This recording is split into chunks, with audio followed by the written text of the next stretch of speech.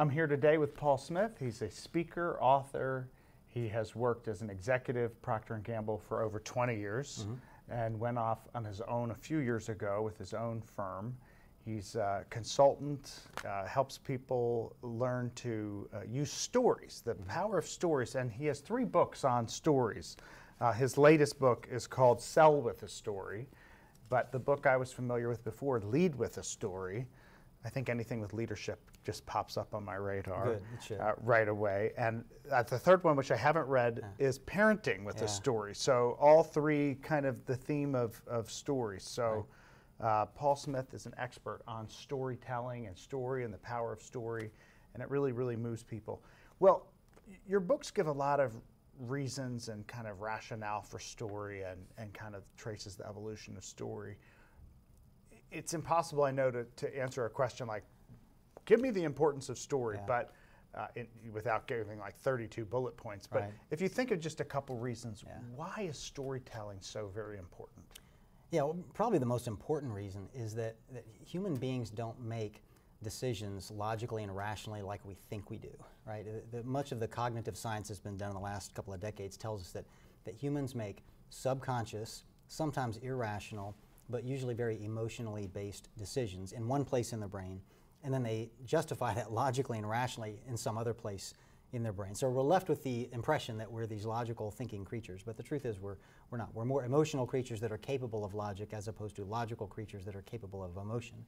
And bullet points and facts and all those kind of things don't really resonate in that emotional center of the brain, but stories do. So if you're trying to do leadership or parenting or selling or those kind of things, the main reason is because it works. It taps into the other side of the brain that your logical facts don't. The one other that's kind of my favorite is just that stories make things easier to remember, right? I mean, there's many studies that show that facts are between 6 or 22 times more likely to be remembered if they're embedded in a story than if they're just given to people as a list. So true. I know for me, I remember it.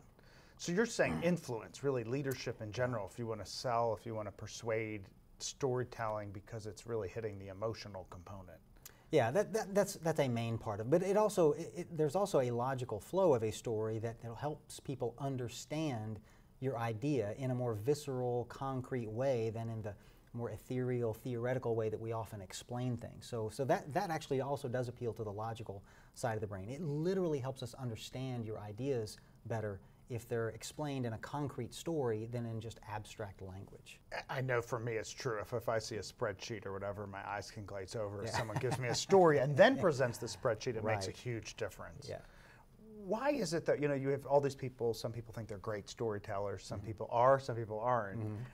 What is it, as a story expert, what makes one story, wow, that was an amazing story, and then you look at the next story and go, okay, or everyone fell asleep. Obviously, not a good story. Yeah, I think if you were to look at all kinds of stories, the kind of stories that you and I traffic in at work, but also great novels or movies or whatever, there's probably 3 things that all great stories have, right? It's a hero we care about, a villain we're afraid of, and an epic battle between them, right? I mean, think of Star Wars or something. You've got the Darth Vader character, you got the Luke Skywalker character, you got this, battle between them. Most great stories have something like that, but obviously that sounds a little bit Hollywood. So if you translate that into business language, what that means is the hero we care about just becomes a relatable hero, somebody you might run into at work, right? The villain you're afraid of just becomes a relevant challenge, the kind of thing you might run into in your daily life, and then the epic battle between them really just becomes an honest struggle. So you need to see these relevant, relatable heroes, facing a relevant challenge, and then honestly struggling with it, and either succeeding or failing. Either way, you're going to learn a lesson from the story. But that's the crux of what great stories are made of. And you definitely remember that. Definitely, it's much more memorable with these epic battles and what's going on, and rooting for your character to win. Right. Well, your Sell with a Story is very interesting because we often think, oh, storytellers, you have to be this magnificent storyteller. You have to paint the picture, good versus evil, etc. But your book made that a little different. It's not like the salesperson giving this great story. It's how good are you at getting them to tell their story. I found that a different twist. Yeah, so one of the things I think great salespeople will tell you is that it's difficult for them to know what story to tell unless they can get the buyer or prospective buyer to tell their stories first. So that's your first objective in a sales call, is to get your buyer to start talking, and not just talking, but sharing their own stories. So I often share there's a few techniques you can use to get your audience to tell you stories. So one of them is just shut up and listen, right? I mean, we tend to want to keep talking ourselves, and if you could just be quiet for a few minutes, you'd be surprised what you can get out of people. But if you really want stories, you have to ask open-ended questions, right? As opposed to just yes or no, or tell me what your biggest problem is, and you're going to get facts with that. But if you want a story, you need to ask something like, tell me about the moment that you first realized your biggest problem was your biggest problem. That's going to evoke a story, right? So I have a set of questions in the book that these are the kind of questions that will evoke a story. And then if those two things don't work, the last thing you can try is you tell your own story of the type you want to hear. If you want your audience to tell you a story about a problem they're having with their computer, you tell a story about a problem you're having with your computer. Because we just naturally, think, oh, something like that happened to me. Have you been watching me right now? Yes, I can tell you have no idea what you're doing on the computer, right? Yeah, so that's the way to get it out of people. It's fascinating, getting people to tell their stories, and then all of a sudden you're able to identify with them or what have you is a completely different way to look at it. Embellishment was something else you talked about in this book, because so often people tell their story and then they add a lot to it, and they paint pictures that that may make it a better story, right? I mean, you may be like, wow, that's great, or I'm really compelled. There's a lot of drama or intrigue, but later on you learn there's a film that emerged and that story's not quite what you said.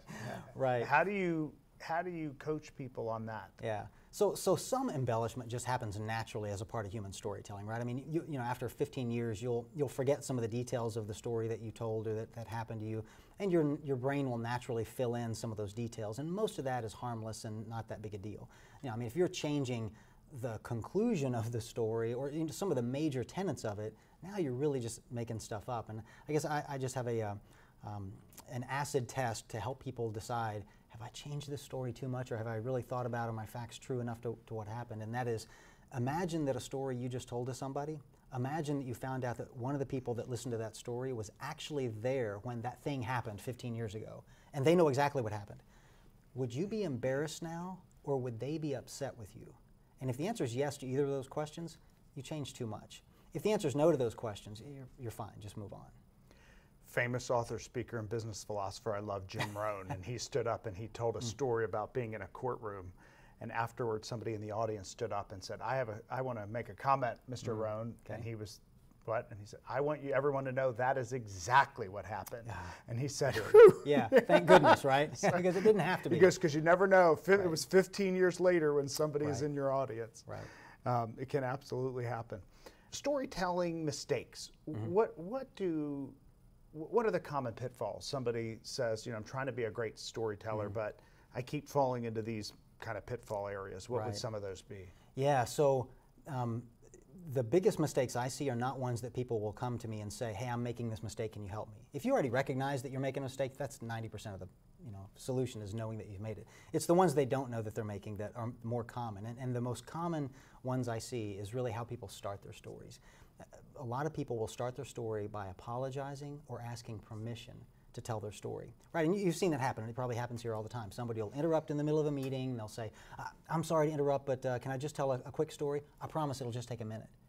Right now, what does that communicate to the audience about how important they think the story's going to be? Not very good. Exactly, right? They wouldn't be apologizing for it, right? Leaders don't ask permission to lead. They just lead, right?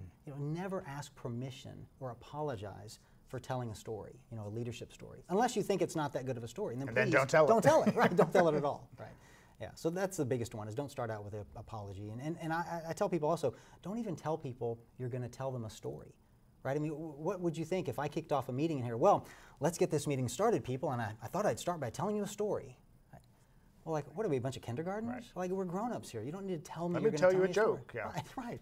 Just tell the story unapologetically, without asking permission and without even announcing it. Just launch into it. Yeah, I guess the other storytelling mistake is one of my common pitfalls is telling the story and the punchline is from a different story. So you got to be careful with that one too. Yeah, be careful on that. That can happen. It does all the time. how about, one of the other things you talk about is the element of surprise. I would love for you to just illustrate how that can work to make you a more powerful storyteller. Yeah, so first of all, the element of surprise is not just important in Hollywood movies or books. It's actually important in business stories, leadership, sales, even parenting.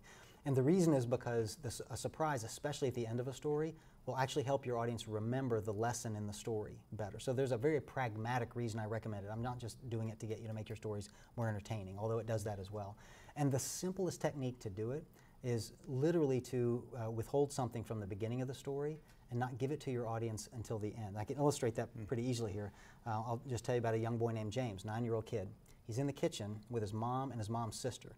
So mom and auntie are having tea, while James, 9-year-old James, is standing at the stove watching the tea kettle boil. And he's just fascinated with it. He's watching the steam come out the top, and he's got a little spoon, and he's holding it up there, and the steam is, condensing on the spoon and dripping down into a cup, and he's just watching the cycle go over and over, and he's just fascinated with it. And eventually his mother just barks at him. She's like, James, go do your homework, go play, go outside, go read a book, do something. Aren't you ashamed of yourself? Now, fortunately, he was undaunted, I guess I'd say, by his mother's admonition, because 20 years later, at the age of 29, and in the year 1765, James Watt reinvented the steam engine, ushering in the Industrial Revolution, of course, that we all benefit from today. Now, the first time I heard that story, I read it in a book titled James Watt. I mean, it was a biography about the inventor of the steam engine. No surprise to me, young James was James Watt. But to you and anybody listening to this and watching, it was a surprise. Why? Because I didn't tell you his last name. I saved that until the end of the story. Presto, surprise ending. And you can really do that with almost any story, and it's incredibly effective.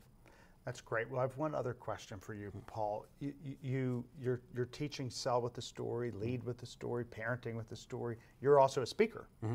How much pressure do you feel to have these great stories? I mean, storytelling anyway, you kind of feel the pressure. How do you deal with that? Yeah, it's a little bit like if somebody finds out you're a comedian. Oh, really? Make me laugh. Tell me a joke, right?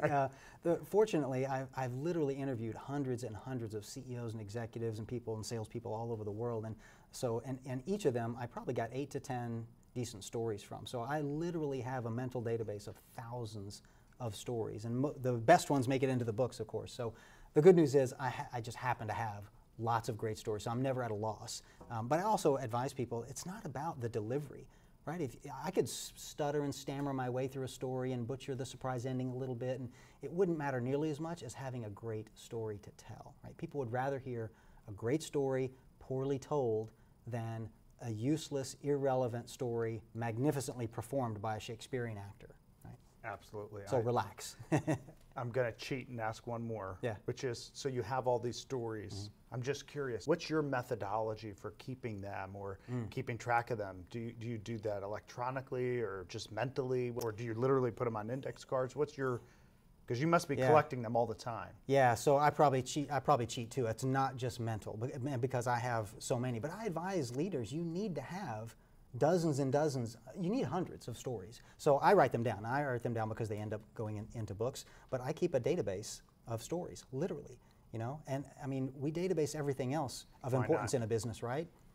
But our stories, which I think are some of the most powerful pieces of assets that we have, they just sit in people's brains, and then when they retire, they're gone, or when they forget them, they're gone. So I database them, not all written out, but just in bullet point form to remember the basic facts and refer to it when I need to.